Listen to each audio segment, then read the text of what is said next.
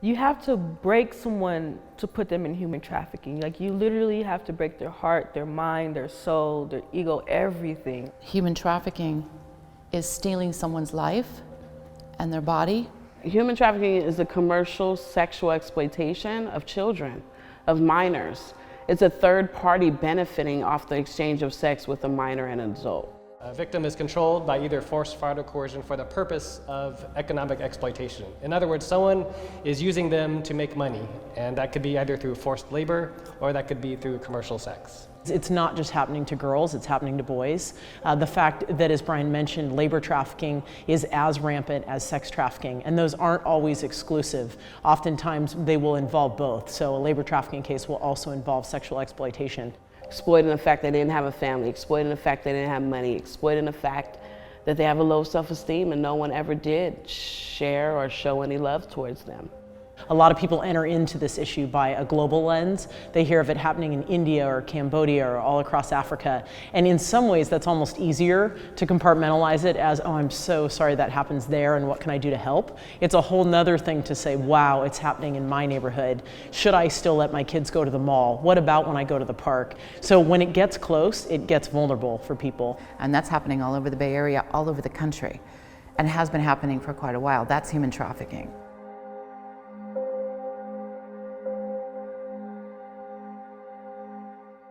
And my story begins like a lot of people. I'm from suburbia. I grew up in the Bay Area. My mom had me, she was 14 going on 15, and my dad was 19. So like, it was kind of like a struggle. Like, he didn't want her to have me and she had me, so it was like a distance between us. So he was there, but not mentally there.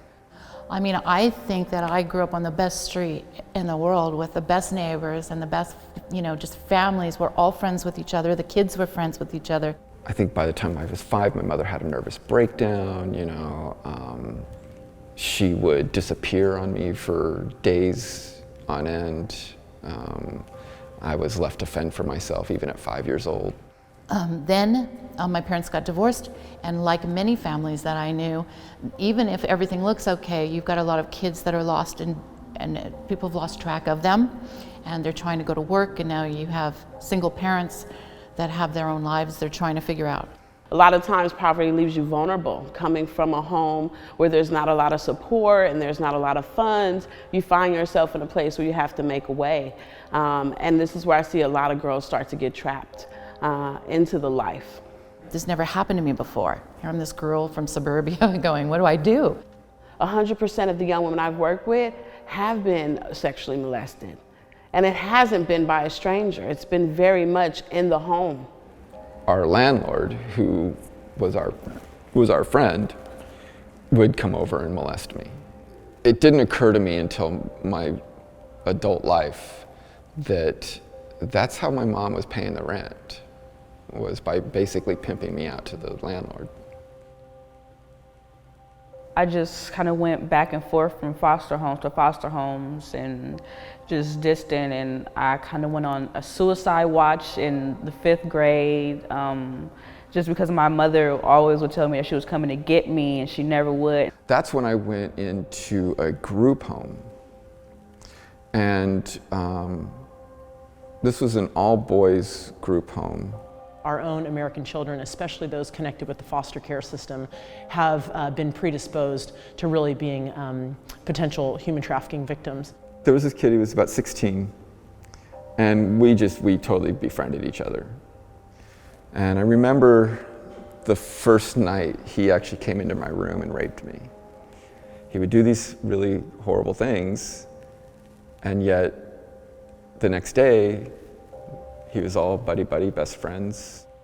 So at the age of 14, I decided to hang out with some friends after school, and it was pretty late, and I decided, it was time to go home. So I went to the bus stop, and I sat there for a while, and as I sat there, it was a car that pulled up, rolled the window down, and was like, do you need a ride? And I was like, no. So he drove off. Came back around the corner, I felt a presence behind me, and I turned around and it was him with the gun, and he was like, get in the car. I was scared, so I did what he told me to do. We drove for a while and he told me to keep my head down so I wouldn't know where I was going. And one day he was like, oh, we need to go out and, like, what are we gonna do? He's like, well, first, you gotta go in this bathroom and make some money. I'm like, what do you mean? He's like, yeah, just go in the bathroom. You'll find some guy, let him do what he wants. He'll pay you, and then we can go party. Like, he did like transformation pictures when the day he got me, and then he fixed me up, and then he did pictures of the day after he fixed me up and things like that. Sure enough, within 5 minutes, this older white guy walks in there. We go into a stall, and he sits me on the toilet, and he unzips himself, and he basically forces me. And what I got is what you call a gorilla pimp. If I do anything wrong, he'll put his hands on me. He didn't really care if it was the smallest thing, just whatever. Pulled out a few $20 bills. I'm on the floor in the stall, lying in puke and blood. And, he threw some money. He's like, I probably shouldn't pay for this. I've had better, and walked out. I was told that somebody had a room, and I went there to stay. I was drugged and raped and filmed. And I did not remember, because the drugs take away your memory from the time you go to sleep to the time you wake up. From that day, he described to me what I was supposed to do from that day forward, which was, exchange sex with men for money. And then I was told I could not survive. I was told I would not get out. When they were done with me, they'd kill me. I was told not to go to the police or I would be arrested. As it got bigger and bigger, I realized that every time I'd go to a hospital, to the police, the doors would be shut on me. The police, sometimes they help. Sometimes they help, and sometimes they don't. I had one where he picked me up and he took me around the corner, and I didn't know where we were going, but I looked up, the police station was right there, I could see it through the gate, and he was like, I'm a cop, and if you don't let me have sex with you, then I'm taking you to jail. And I let him do it, and he let me go, and he told me who the other officer was and what time they were going to be out there, and be careful.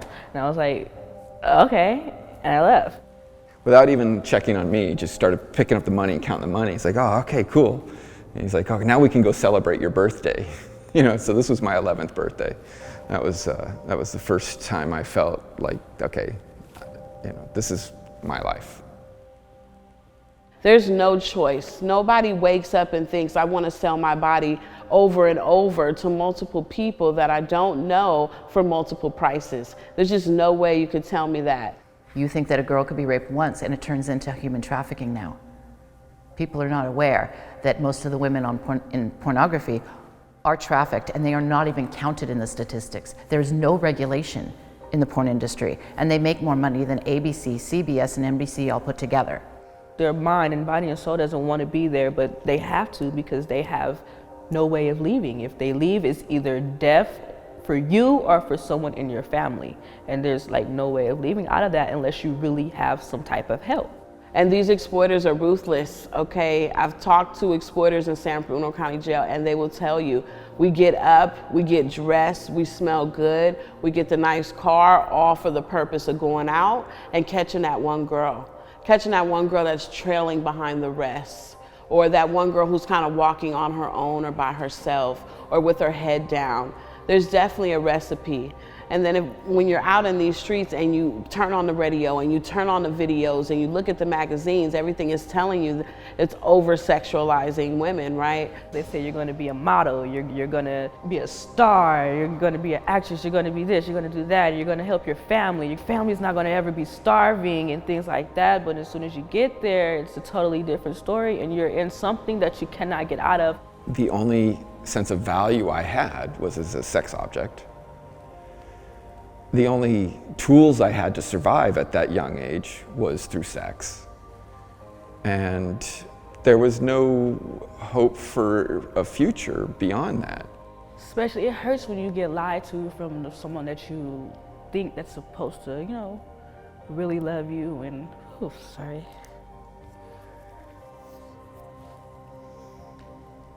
And I spent 30, 40 years of my life not ever having any dreams or hopes for the future. And it allowed me to make some very bad decisions in my life when there is no tomorrow.